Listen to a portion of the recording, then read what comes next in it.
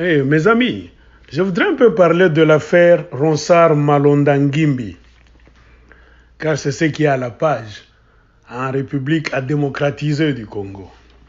Moi, c'est Big Mac. Aujourd'hui, c'est le 6 juillet 2020, lundi.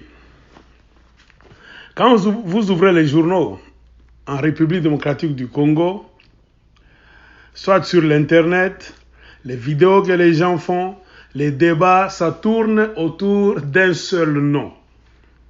Ronsard Malonda Ngimbi,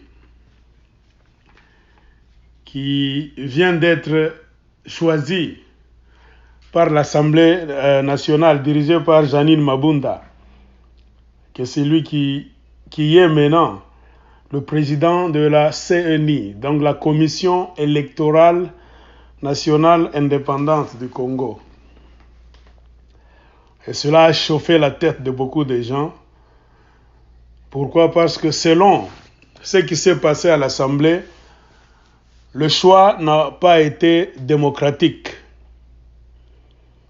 Il y a beaucoup de choses qu'on a sautées. Et c'est comme si on imposait. Pas même si, c'est comme si. Donc, en vérité, la machine de Kabila, le FCC, a imposé Ronsard aux Congolais. Et les gens ont décidé vraiment que cela ne passera pas cette fois-ci. Il y a toute une série de rendez-vous, des marches que les gens disent qu'ils vont faire. Les églises, la société civile, les politiciens, par-ci, par-là. Il y a une cacophonie. Et d'abord, ce que nous devons retenir, c'est que le Ronsard Malonda a beaucoup travaillé dans les engrenages de ce qu'on appelle la CENI à la congolaise. Donc c'est un monsieur qui s'y connaît très bien, même dans leur façon là-bas de faire la magouille. Pourquoi? Il connaît très bien la boîte. Donc si on fait un peu de recherche, on verra que Ronsard Malonda est dans l'histoire de la CENI depuis l'année 2005. Il a participé à beaucoup de comités dans la gestion des opérations électorales, la gestion des cycles électoraux, il était là. Il a aussi participé à l'élaboration des cadres juridiques des élections en RDC. Il a aussi participé à la planification de tous les processus électoraux de la RDC depuis l'an 2010. Le même Ronsard a participé à la gestion des contentieux électoraux, c'est-à-dire entre 2006 et 2007. Il était dans le comité qui réglait les contentieux électoraux. En 2011 encore, il était dans le comité qui réglait les contentieux électoraux. Et en 2015 aussi, et en 2018. Et puis, il a travaillé aussi dans une équipe de coordination des activités opérationnelles électorales. Donc, c'est un monsieur qui a la connaissance profonde du terrain et des entités administratives et électorales.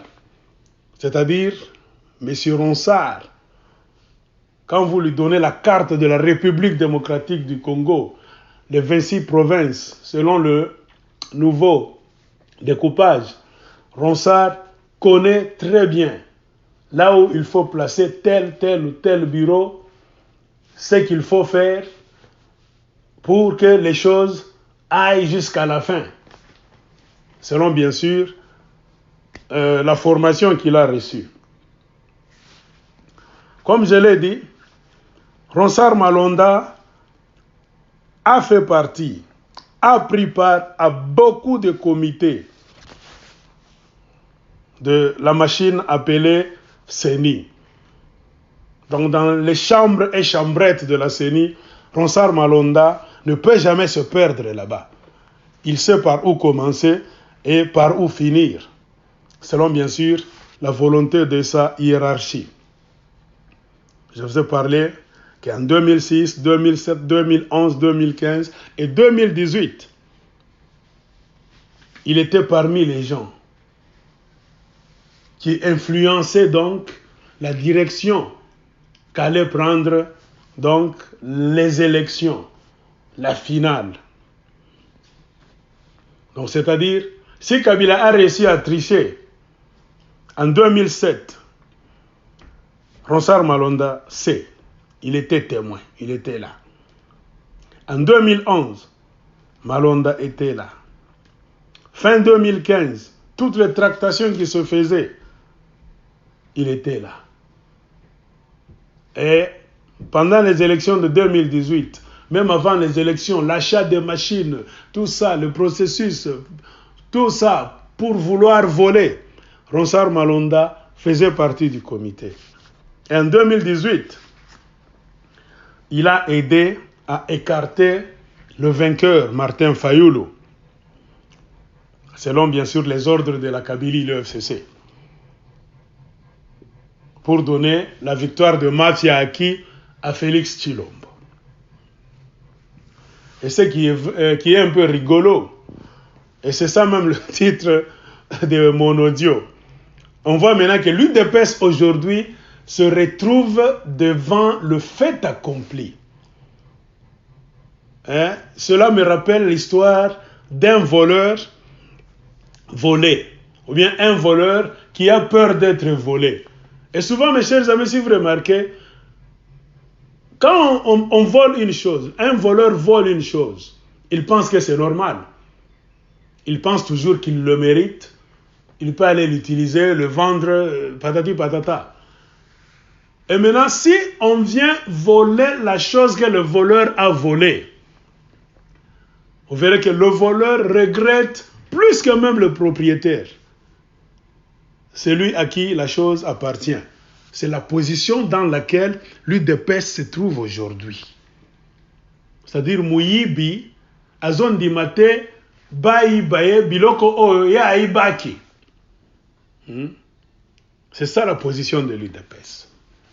Et aujourd'hui, ce ne sont pas les gens comme les membres de l'UDPS, en commençant par leur chef spirituel, Félix Tshisekedi Tshilombo, qui doivent se tenir pour donner des leçons aux Congolais, pour leur dire que Ronsard Malonda est comme ci, est comme ça, petit frère de Nanga, il est proche de Joseph Kabila, oh, le FCC, tout ça. Mais ça, c'est ce qu'on dit, vous manquez de cerveau.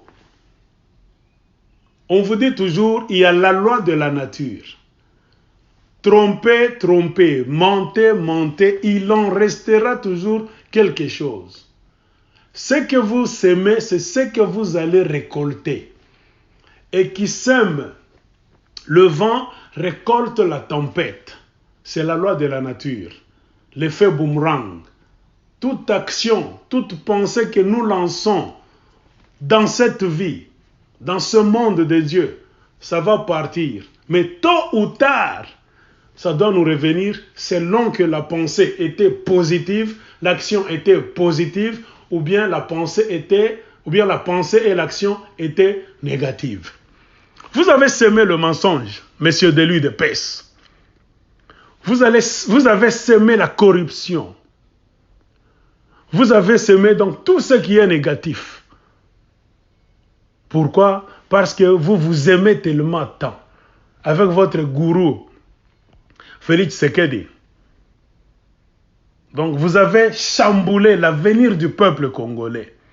Et vous croyez que vous alliez rester heureux, vous alliez bénéficier éternellement. Non, vous vous êtes trompé. Car le diable reste toujours le diable. Et voilà aujourd'hui maintenant que vous avez même le culot de vous lever pour dire aux Congolais que vous aussi vous allez marcher. Pourquoi? Marcher contre Ronsard Malonda Ngimbi, c'est-à-dire marcher contre le FCC, marcher contre Joseph Kabila, ça c'est la folie. Vous n'êtes pas reconnaissant. Marcher contre Ronsard, c'est marcher contre celui qui a fait de Félix Tshilombo ce qu'il est aujourd'hui. C'est-à-dire un président négocié à Kingakati. Un président seul là, sans pouvoir. un président à titre honorifique. Un point, un trait. Et ne nous faites pas croire que tout ce qui est en train de se passer, donc ces négociations au pluriel qui sont là, qui ont abouti à ce que Ronsard Malonda soit choisi par la majorité qui est à l'Assemblée nationale. Donc Félix Tshisekedi ne sait rien. Non. Le problème, c'est que vous n'êtes pas honnête. Il n'y a pas d'honnêteté entre vous, les gens de l'UDPS, en commençant par votre chef et vous, les gens de la rue. Tshisekedi est en train de vous tromper à plusieurs reprises. Quand il s'enferme avec Joseph Kabila, que ce soit à Kingakati, que ce soit chez lui là-bas, dans le camp militaire là, dans la cité de l'OUA, on ne vous dit jamais ce qu'ils se disent. Mais c'est facile de connaître qu'ils se disent quoi? Donc, ils respectent leurs alliances. Ce qu'ils se sont promis à Kingakati. Félix Tshisekedi connaît sa part de responsabilité, connaît sa part qu'il doit avoir dans chaque négociation, dans chaque compromission. Félix Tshisekedi connaît ce qui lui revient et ce qui ne lui revient pas. Ce n'est que vous, par fanatisme, donc c'est-à-dire, vous êtes tellement naïf, vous adorez quelqu'un, vous voyez l'inconvénient, les conséquences d'adorer quelqu'un. C'est-à-dire, vous ne vous aimez même pas vous-même. Vous acceptez même de passer une nuit affamé, assoiffé, pauvre. Mais vous trouvez plaisir à voir Félix Tshisekedi là-bas vivre bien avec sa femme et ses enfants et sa famille. Être appelé président. C'est-à-dire, même si rien ne marche au Congo, vous, c'est Tshisekedi, Félix, Tshilombo ou rien. C'est ça votre problème, la naïveté et le fanatisme. Aussi longtemps que vous ne voudriez pas changer, aussi longtemps que vous n'allez pas changer de conception, de perception, vous allez souffrir jusqu'à la fin. Je ne sais pas quel genre de personne vous êtes. Si jusqu'à ce niveau, vous ne comprenez toujours pas que Félix, c'est un président négocié, qu'il n'a pas de pouvoir et qu'il ne foutra absolument rien. Il n'a rien derrière lui. Il n'a pas de sénateur suffisamment pour faire face dans un débat au Sénat. Il n'a pas de parlementaires, un nombre de parlementaires suffisant là, vous les gens de l'UDPS, pour faire face dans un débat à l'Assemblée nationale, dans le Parlement. Même quand vous dites non, Ronsard a été choisi sans débat, sans quoi. Vous êtes au nombre de combien pour faire un débat? Janine Mabunda peut se mettre là devant. Elle dit ok, il y a les choix de Ronsard Malonda pour être président de la CENI pour les élections prochaines de 2023. Vous allez vous engager dans quel débat? Vous les gens de l'UDPS. Vous êtes au nombre de combien d'abord pour faire face à la machine de Kabila? La machine selon laquelle votre chef, Félix Tshisekedi, votre gourou, est allé négocier. C'est-à-dire, il a accepté de ne rien avoir. Parce que tu vois, ce sont les Anglais. Ce qu'on dit, Mutema Mabe, Romubaya. Félix avait accepté. Pourquoi? Parce qu'il avait échoué aux élections. Il était le dernier. Mutuyasuka. Alors c'est par mauvaise foi qu'il avait accepté de prendre la place de son frère. C'est-à-dire de chambouler toutes choses, d'hypothéquer l'avenir du peuple congolais. Nous, on ne peut pas avoir pitié d'un monsieur pareil. Lui, du moins, il sait que Joseph Kabila, c'est son chef. C'est Joseph Kabila qui a fait de lui, dans sa vie, un homme qu'on a appelé même président. Même un président idiot, le plus idiot de l'histoire de toutes les présidences du monde. Regardez ce qui se passe dans le monde. C'est le président qui fait honte. Un président, si on commence à parler de lui, les gens rigolent dans le monde entier. On n'a jamais vu une présidence idiote, une présidence sans présidence, comme la présidence de la République démocratique du Congo. Regardez, il ne dirige rien. Mais il se plaît là, Et vous continuez toujours à les supporter. Donc sachez que vous n'êtes rien et vous n'avez rien. Vous n'avez pas un nombre suffisant de sénateurs, parlementaires, je ne sais quoi. Sur tout le plan, vous n'êtes rien. Et c'est ce qui a fait que vous avez échoué dans tout. Et c'est cette mauvaise foi, voyant votre échec de 2018, qui me témanabino à Mabé, vous avez voulu maintenant abîmer toutes choses. Et vous allez le payer. Et sortir en cours de route pour dire que vous êtes contre Ronsard Malonda. Vous êtes des ingrats et des idiots. Vous êtes des vrais ingrats et des idiots. J'ai suivi même des vidéos sur YouTube des Tshisekedistes. Il y a trop maintenant de stations là-bas, des talibans. Ils ont même le culot de dire non, il faut Bobby Mananzela, Tolingi Ronsard Malonda te. Pourquoi Ronsard Malonda a pire master à Nanga, pire master à Joseph Kabila et tout ça. Messieurs. C'est-à-dire vous êtes encore idiots. C'est ça votre problème. Le problème maintenant, nous commençons à voir. Un homme qui voit le problème clairement. Nous finirons par cette conclusion. Le vrai problème du Congo n'est plus donc à un grand pourcentage avec Joseph Kabila. Le problème est avec vous, les Congolais en général. Et puis un grand pourcentage, vous les gens de l'UDPS. Vous êtes un grand problème, un grand blocage pour le Congo. Vous le faisiez depuis longtemps. L'UDPS marchandait déjà, même au temps de Mobutu, au temps de Joseph Kabila. On vous le disait chaque fois, vous niez tout.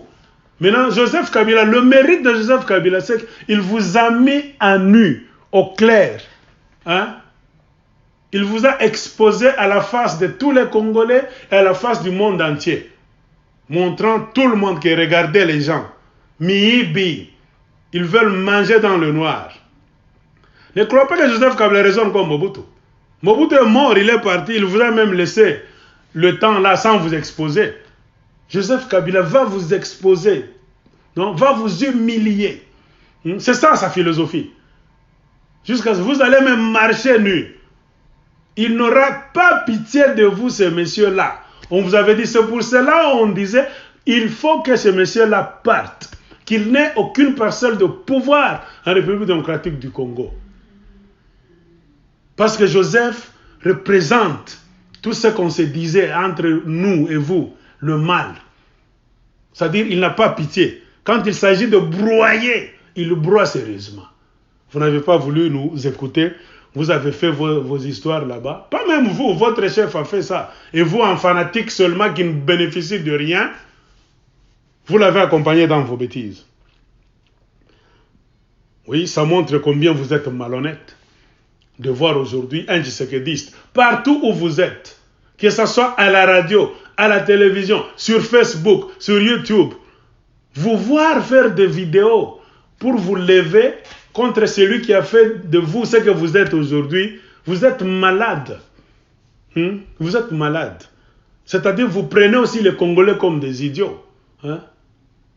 Vous prenez les Congolais comme des idiots. Vous ne pouvez même pas vous lever. Restez, car vous êtes en train de jouir de votre présidence idiote là. Laissez les autres Congolais honnêtes. Laissez les autres Congolais honnêtes qui disent toujours que le système de Kabila est mauvais. Se lever. Car ces gens-là sont dans la constance. Pas vous. Aujourd'hui, vous dites oui, vous dites non, vous dites tout ça. Et puis vous n'aimez pas le pays. Vous ne vous aimez même pas vous-même dans la rue là. C'est pas quelle sorcellerie on vous a mis dans la tête. Vous aimez voir la famille Tshisekedi prospérer avec l'argent volé en République démocratique du Congo, même si vous n'y gagnez rien. Quel genre d'homme vous êtes? Quel genre d'être humain vous êtes? Non, vous avez besoin d'une guérison sur tous les plans. Et le pasteur Roland Dallot de l'église Philadelphie a dit qu'il a prié encore. Et Dieu lui a dit que Tshisekedi ne foutra absolument rien dans son mandat. C'est l'autre président qui viendra, qui commencera à bâtir le Congo. Vous avez sauté, waouh, il y a eu des gens qui lui ont écrit des lettres, qui ont fait des audios, même d'autres pasteurs au Canada, en Europe, au Congo, partout. Vous l'avez attaqué. Mais vous oubliez que c'est vous. Vous avez applaudi M. Roland Dallot. Quand il avait dit que Dieu a dit que Félix Tshisekedi sera président. Vous avez applaudi. Non, vous avez dit que attention avec les prophéties. Car il faut sonder l'écriture. Un vrai chrétien, c'est celui qui sonde les écritures. Car il y a les prophètes de Baal, eux aussi. Vous vous souvenez l'histoire de Moïse? Par la force de Dieu, Moïse faisait apparaître les serpents pour faire des miracles. Mais les gens de l'autre côté, animés par une force satanique de chez Pharaon, les magiciens de Pharaon, faisaient aussi sortir les serpents. Mais la conclusion, c'est quoi?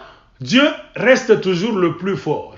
C'est pour cela que les serpents de Moïse, qui venaient de la force divine, la vraie force divine, mangeaient, dévoraient les serpents des magiciens de Pharaon.